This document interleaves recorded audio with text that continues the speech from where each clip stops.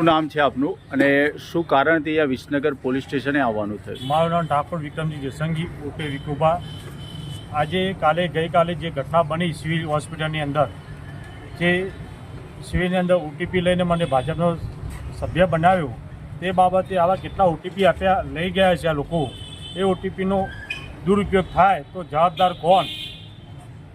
ત્યારે લોકશાહીના હિતમાં જોઈ અને મેં કોઈ પક્ષનો કોઈ પ્લેર વિચાર ખોટો નથી કર્યો, પરંતુ જે આ ખોટું થઈ રહ્યું છે ભાજપના રાજમાં, જે ખોટું આ નિર્ણયો લઈ રહ્યા છે, જે સંસ્થા હોય ગવર્મેન્ટની, એ ગવર્મેન્ટની સંસ્થાની અંદર ભાજપ કે કોંગ્રેસ હોવું ના જોઈએ.